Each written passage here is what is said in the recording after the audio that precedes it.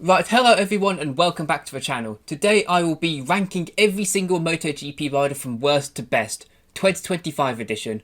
Of course, you may or may not know, I did this video last year and I recently got a comment on that video saying that I need to update this list because, it's very outdated, and yeah, I went back and looked at it. Some of those rankings are abysmal. So I think it's time to do an updated version of the list. It's been pretty much a full year since the last video, so I think we should just get straight into it. Now, it's important to mention what I'm basing this off, and the way I choose to do this is if MotoGP was a spec series, what would a championship look like? And that is what I'm doing the rankings of, so I think that's the best way of deciphering who is the best rider on the grid and who is the worst. So of course this takes a lot into account, how good a rider is in the wet, how good they are on tyres, their qualifying pace, how consistent they are. So there's a lot that's going into my decisions here. However, I think no matter what way you look at it, the person at the bottom is very easy, and that is Somkhat Chandra. I think this is by far the easiest one of the list. I don't know, I just feel bad for Somkhat Chandra because he's so clearly out of his depth. I mean, I don't think, no matter what way you can look at it, he's obviously the worst on the grid. The fact that he can't even beat the test riders, I think that says it all, really. I will say though, Somkhat Chandra is really good in the wet. I think he's been quite unlucky that he's been injured for the 2 wet races so far this season. But he showed in Moto2 that he is really good in the wet. But in everything else, he is by far the worst. So yeah, we've got quite an easy one to start off with. Somkhat Chandra is obviously in last place. Oh, and by the way, one last thing. One thing I will be doing in this video is I will be comparing my rankings this year to what I said last year. Of course, Somkhat Chandra, he wasn't in MotoGP last year, he's a rookie. But for everyone who was on the list last year, I will be comparing my current rankings to the rankings last year to see if riders have gone up or down in my estimations. And one rider who's gone very much down in my estimations is Miguel Oliveira. I have got him in 21st place. Now, Miguel Oliveira is somebody who I think has been completely battered by injuries. I think before all the injuries, which started in around 2023, he was a fine rider, especially in the wet. But I think his latest injury this year has truly beaten the last good quality out of him. And now he's just not very good anymore. The fact he's scored barely any points this year is pretty atrocious. I've seen barely anything that has shown to me that he has pace in him still. He's just been bad all season, and the fact that he's not shown any signs of improvement tell me that he's just one of the worst riders on the grid now. He sits in 21st for me. I had him in 16th last year, which I felt at the time was harsh, but his performances this season have been truly shocking, and like I said, I see no signs of improvement from him, so he has to go in second bottom for me. And in 20th, I've got a man who is in a very similar position to Oliveira, and that is Alex Rins. Alex Rins is having a rough old time at the moment. He has shown, like Oliveira, he's shown very little pace. For a year and a half now, since he moved to that Yamaha, he's really struggled for pace. Last year, I had him 13th in my list, and I think my main justification was that, he might still be injured, he might just be getting used to that Yamaha, and he's still got pace in him. But, since then, he's shown that he, in fact, doesn't have much pace in him. And, yeah, I think, like Oliveira, he's just done. I think that leg break he got in Mugello in 2023, that has truly killed off his career. And he is not the man he once was. Which is a shame, because I truly think that Alex Rins, at his peak, could have been top 5 in this grid. So, yeah, to see him in this position is just sad and it's unfortunate. But the truth of the matter is, I think he is the 3rd worst rider on the grid. And in 19th, we're sticking with the Yamaha theme here. I've got Jack Miller. I think this truly speaks volumes to how weak I think Yamaha's rider lineup is, in that I've got 3 of their 4 riders in the bottom 4. However, I do think Jack Miller is he's a step above the previous 2. Jack Miller is obviously better than Rins and Oliveira, but I'm still not convinced he's all that brilliant. He's obviously really good at qualifying, and he's quite good in the wet as well. But the main thing that holds him back is his lack of ability to manage tyres. He has some magic ability to be able to nuke tyres in an instant, and I don't know what it is, but it's prevented him from so many good results. And I think in this world where everyone's got the same bike, that would affect him massively, so I don't know. I think 19th might be a bit harsh, but honestly I think the standard of MotoGP riders is quite high at the moment, so Jack Miller, he's in 19th. However, this is an improvement from last year, because last year I had Jack Miller in 20th, so he has gone up by one whole position. And honestly, last year I was convinced that he wasn't MotoGP standard anymore. I think now he is just about MotoGP standard, so he has gone up in my estimations, but I'm still not convinced he's anything special, and I think the 18 riders I've got above him are just better than him. So Jack Miller's gone in 19th. 18th place now, this one's harsh I think. I've got Fermin Aldeguer.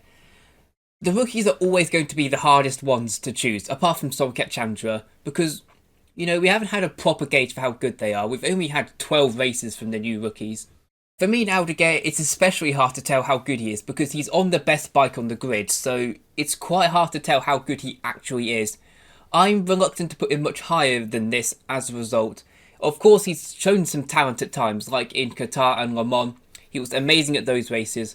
However, he has shown a lot of inconsistency this season, and last season as well. You know, I still think he's got a lot to grow and to develop, so I think Fermin Aldeguer right now would finish 18th in this world where everyone's on the same bike. I think lack of consistency would really cost him. But you know, Fermin Aldeguer, he's a very young rider, and I think he's got a lot of potential, and I think in the future years he will be a lot higher in this list, but as of right now, 18th is the highest I can put him really. 17th place, I've got Luca Marini. Luca Marini was a difficult one to pinpoint really, because to me he is the typical MotoGP rider. He's obviously MotoGP standard, but he's never going to amount to anything more than that. I highly doubt he'll get a win in his career. He's just average. He is the average MotoGP rider. So I've got him in 17th place. One up from last year. I had him 18th last year. He has gone slightly up in my estimations. I do think he is better than Fermin Aldeguer, and the fact that he's having a better season than last season does account for something. Overall, he's a totally fine rider. He's nothing special. Like I said, he's just average, and that fits perfectly at 17th for me. 16th place, I have got Ai Ogura. I think Ai Ogura is better than Fermin Aldeguer, which is why I've got him above Fermin Aldeguer.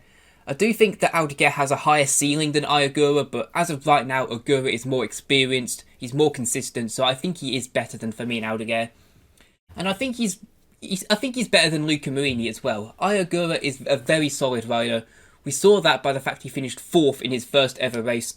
I do think a real strength of his is the flyaway races. He is really good at the Asian rounds like Thailand, Indonesia, Motegi. He's very good at them. He's also quite good in the wet from what I remember. He's really good on tyres as well. I think the one thing that Ogura really lacks in is qualifying. His qualifying is really what has cost him this season, and you know, in this world where everyone's got the same bike, I do think he would be consistently qualifying, you know, on the back row, because his qualifying is terrible. If he can sort that out, he could potentially be a top 10 rider, because I do really rate him, but his qualifying holds him back, and since he's moved to MotoGP, he has got a bit more crashy, so I think 16th is the highest I can put him. And in 15th place, I have got his Trackhouse teammate, Raul Fernandez. Raul Fernandez, I actually put in 15th place last year, so he has actually not moved at all in my estimations of him. Raul Fernandez, you know, he's clearly got talent and he's clearly got potential. He's shown that in flashes this season. But he's also inconsistent. We saw that from how badly he started the season. Raul Fernandez, he is improving as a rider. He's got the same amount of points this season as he did throughout the entirety of last season. So, you know, he is improving, and I think he is a good rider, and I would put him just above Ai Ogura, mainly because of his qualifying pace. And, you know, due to him being good at qualifying, he's also quite good at sprint races compared to Ai Ogura. So, I think he's just slightly better than Ai Ogura, but, you know, I'm not willing to put him any higher than anyone else in this list, so I think 15th place suits Raul Fernandez. I think that is his standard. 14th place, I have got Franco Morbidelli. Now, this is a big improvement from last year. I had Morbidelli in 20th last year, but he has really stepped it up this season, and towards the back end of last season, to be fair. Morbidelli has really taken advantage of having the best bike on the grid this season. He's managed to get back on the podium. He currently sits 6th in the championship, and considering my pre-season expectations of him, you know, he has impressed me this season. So I think, you know, I was downplaying his ability last season. He's a solid rider, Franco Morbidelli. He's nothing, you know, phenomenal, and I do think he is not as good as he was in 2020, but he's much better than he has been in the past 4 seasons, so what can I say? 14th place for Franco Morbidelli I think is about right. In 13th place I have got Joan Mir. Now, Joan Mir is always going to be a super difficult one to judge because he of course is a former world champion. We can't take that away from him. He did achieve that. However, since then, or since 2021 really, his form has been just crashing really. And, you know, the longer that goes on, the more I'm convinced that we're not going to see the old Joan Mir back. I do think the injuries and just constant bad form have taken a lot of the good quality out of him. That being said, he's shown throughout this season that he is still a very fast rider on his day. He's just been very unlucky this season, and that's especially why it's so hard to judge him, because we don't know how many points he should have at this stage of the season, because he keeps being crashed out. I think he is easily the second best Honda rider, but he's nowhere near the level of Johann Zarco. And I think 13th place is about right, to be honest. And I do think that the 12 riders I've got above him would be better than him in this scenario. So I have got Joan Mir in 13th place, especially now that he has got that reputation of being very crash prone. I'm not convinced that if we were to go into this mysterious scenario where everyone's got the same bike, he might take that crash prone form into that as well, you know. I'm not sure. I'm not convinced that Joan Mir is what he once was, so, you know, while his pace might be a bit higher than 13th, the fact he can't stop crashing makes me put him in 13th on the grid. Last year I had Joan Mir in 11th in these rankings, so he's gone down by 2 this year. That's not really from any fault of his own, that's mainly because 2 riders I had below him last year, they've gone massively up in my expectations, so that's the main reason why he's gone down in the list. You know, my estimations of him, they've not changed at all really. I think he is just, he's a good rider, he's just inconsistent and can't stay on the bike often enough. So yeah, Joan Mir is in 13th for me. However, it was very close between him and the man I've got in 12th place, who is Fabio Di Gianantonio. I was umming and ahhing about who I should put higher out of these two. However, I just went with Fabio Di Gianantonio in the end. I think these two are very similar standard of riders really. They both have the same amount of victories in MotoGP. And they're both clearly good riders, but just for various reasons, they're not, you know, in the upper echelons of the MotoGP grid. They're never going to be elite riders. There wasn't really that good of a reason why I put Digi above Joan Mir in this. You know, I think mainly because Digi doesn't crash as often as Joan Mir, and the fact he has got a few podiums this year, he has shown some really good pace. However, Digi, he's just inconsistent. I can't put him any higher with his inconsistency. We saw most recently in Brno, he scored 0 points across the whole weekend, and Digi does have that in him to have a complete stinker out of nowhere, so I can't justify putting him any higher, in my opinion. I had him in 10th place last year, so he's gone down by 2. A bit like Joan Mir, that's just because of 2 people I had below him last year have gone up massively in my estimations this year. It's not any fault of his own that he's gone down 2 positions, he's just a bit unlucky. 11th place now, I have got Brad Binder, the first of the KTMs, and this might be a bit harsh on Brad Binder. I had him 7th in my list last year, so he's gone down by 4 places, and, you know, his season so far on that KTM has been really disappointing for me, and, you know, he's gone down in my estimations because of that. I expected him to be at the very least the 3rd best KTM, and probably more realistically the 2nd best KTM. I expected him to be better than Bastianini and Viñales. However, you know, Binder, he's really disappointed this season, you know, and the fact he can't beat Viñales very often at all shows that, you know, he just isn't as good as Maverick Viñales, and I had Viñales below Brad Binder last year, and now I've got Brad Binder below Maverick Viñales because I do think that Binder has been shown up a bit by his KTM teammates this year. I think in the past he might have got a bit lucky with having crap teammates, and this year, now that there's some serious quality with him at KTM, maybe it's exposed him a bit, I'm not sure. He is obviously still a very talented rider, but, you know, part of me thinks that maybe he just isn't as good as he was a couple seasons ago. I remember, I think it was 2023, when he was putting up a serious title challenge for the first half of the season. And since then, since he, you know, fell away from that, he's not been the same rider, I don't think. He's not been as aggressive as he was, you know, a few seasons ago. I do think that he is just slowly declining, and it's a shame because Brad Binder, in the early stages of his career, was such an entertaining rider. He was such a wild card, but I don't know, I think he has seriously declined over the past 18 months or so. So yeah, Brad Binder is in 11th place, a 4-place drop from last year, but I think it's justified to be honest. Next up in 10th place, I have got Alex Marquez. Now, this might be a hot take, because Alex Marquez, he has obviously had a fantastic season. He currently sits second in the championship. He has been phenomenal this season. And there might be some people who immediately think, oh my god, he's a top 5 rider on the grid. He's so talented. However, I can't put him so high based off half a good season. Obviously, he has massively improved from last year. I had him 17th last year, which was massively underestimating him. He is not the 17th best rider on the grid. He is at the very least top 10. However, I can't put him any higher than top 10 based on half a good season, because some of the riders above him, they've achieved a lot more in the sport than him. They've got a lot more experience. They've been at the top for a lot longer than Alex Marquez. You know, Alex Marquez has only had one, not even one, half a good season of being right at the very top, whereas all the other people I've got above him, they've had multiple.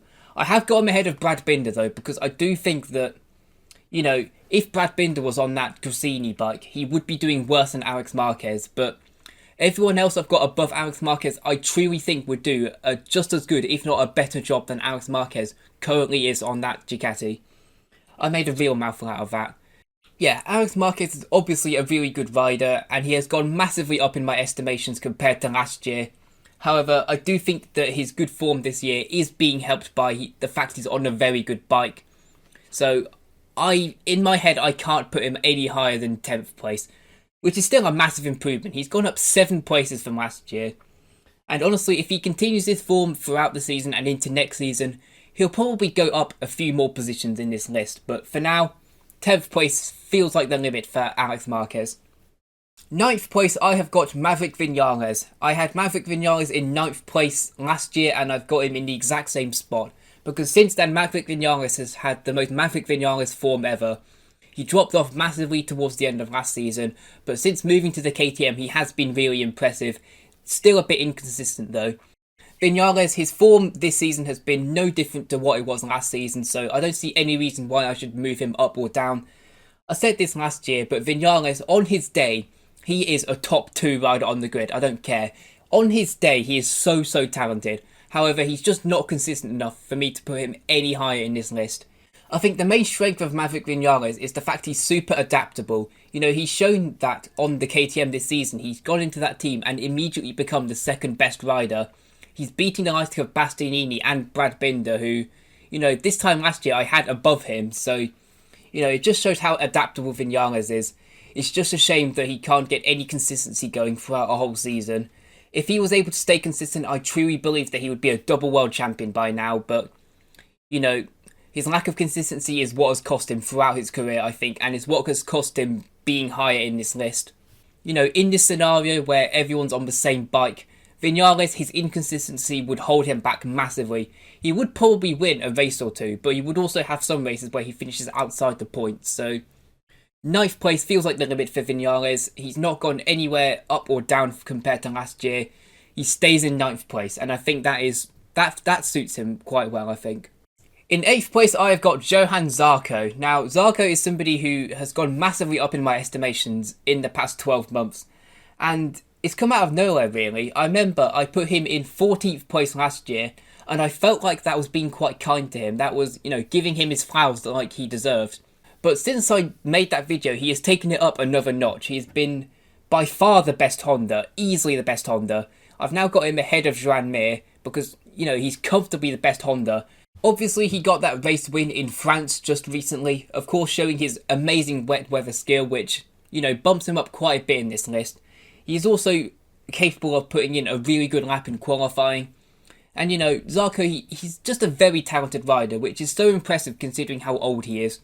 The one thing that holds him back, really, is the fact he is quite crashy. I think if he crashed a lot less, I'd probably put him a few places higher. But the fact he crashes quite a lot, I can't put him any higher than 8th place, which is still an improvement of 6. So, you know, considering he's 35, to be able to move up 6 places in my ranking is seriously impressive. So, fair play to Johan Zarco. I seriously underestimated him last year. 7th place, I have got Enea Bastianini. Now, this one might be a bit of a controversial one because Bastianini is having a very terrible season at the moment. He's really struggled on that KTM and he's probably gone down in a lot of people's estimations. And don't get me wrong, he has gone down in this list as well. Last year I had him in 5th. He's now gone down to 7th, so he's gone down by 2. But I just can't ignore his previous achievements on that Ducati. I can't put him any lower than 7th. Because what he achieved on that Ducati was quite impressive, really. He has 6 MotoGP victories. No, 7. He's got 7 MotoGP victories. And, he didn't get that by accident, You need to be seriously talented to get that amount of victories, so... And he got 2 victories last year. Very impressive victories as well last year. I think, his bad form, it mostly just comes from the KTM not suiting his riding style. I think if he was to move on to any other bike on the grid, we'd see his talent immediately. We see a massive improvement in him. And I do think that if he was on the GP24, he would be doing just as good of a job as Alex Marquez. And I think he probably would have won more than one race by now. I seriously rate Bastianini still. He has gone down a bit in this list, but I still think he's a fantastic rider. And on his day, he is a seriously good rider. He can challenge at the very top on his day. So Bastianini, he's going in 7th place. In 6th place, I have gone with Marco Bezzecchi. I think in the past few months, Marco Bezzecchi has really shown just how talented he is. After a disappointing season last year, it was important that he, showed just why he was so highly rated in the past, and he has shown exactly why. He's gone up by 2 in this list. I had him in 8th last year.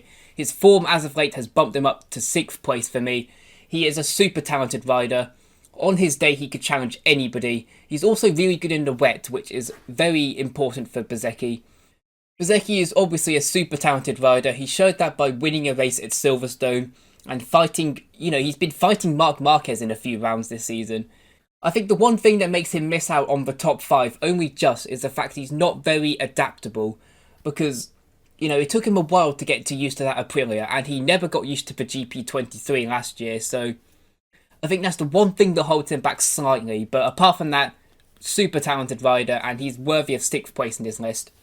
I do think that in this scenario where everybody is magically moving on to the same bike, that would cost him. I think Bezzecchi would start a bit slowly, so that's why I've got him just missing out on the top 5. And the man I've got in 5th place is Pedro Acosta. Pedro Acosta, he was in 6th last year, and I've got him moving up 1 place. I've got him overtaking Bastianini to go into 5th. I think Acosta is super talented, and I think in a few years' time we'll be talking about him being in the top 3. However, I think he crashes too much to warrant being any higher than 5th place. Obviously, he's so talented, Pedro Acosta. He showed that by finishing on the podium in his 2nd ever MotoGP race. And I do think that he's being held back by that KTM bike, especially this year. But, the fact he's able to be by far the most competitive KTM throughout the entire season. I know Vinales has also been competitive, but he's not been as good as Acosta throughout the whole season. Acosta, there is a reason why he's got nearly double the amount of points as Maverick Vinales, and that's because he's just a level above the rest of the KTM riders. So I think he is worthy of being in the top 5 of this list, and I do think that he's got the potential to one day be in the top 3 of this list. He just needs to stop binning it so often. 4th place, I have got Pecco Bagnaia. Now, Bagnaia, I had him in 3rd of the list last year, and I remember thinking that would be quite a harsh take or controversial one because at the time he was the reigning world champion. However, since then, I think honestly most people would agree with this. Bagnaia has been, I think, a bit exposed this season, especially by Marc Marquez. The fact that Bagnaia has had no form at all this season shows that, he isn't quite as good as maybe we once thought he was. He's obviously still a fantastic rider and he's easily top 4, and I think there is quite a big gap between him and Acosta at the moment. However, Bagnaia, I just don't think he's at the level of the 3 I've got above him. The fact he's taking such a long time to get used to that GP25, the fact he made so many mistakes last year which cost him the World Championship, and the fact that he's always been a Sunday man. It's always taken him a while to get everything right on that bike. I think in this scenario where everyone's being on the same bike, he would struggle initially because he needs that adjustment period. And, things need to be perfect for Bagnaia to be right at the top. And Like I said, in this scenario where everybody is on the exact same bike, everybody's switching bikes, he would take some time to get used to it. And I think that the three men I've got above him are much more adaptable than Bagnaia, so I think they are better riders and I've got them above him in this list. But Bagnaia is still a fantastic rider, obviously. You don't become a double world champion on accident. He is still a fantastic rider. But, you know, he's got enough weaknesses to have him just miss out on the top three. Third place, I have got Jorge Martin, the reigning champion. I got in third place. And if you watched the video last year, you'd know that I had him as the best rider on the grid at this time last year. Now, to be honest, I do think I was overhyping him a little bit that year. However, to be honest, I think he's not really gone down in my estimations because he's not really had the chance to. He's, of course, has been injured this season.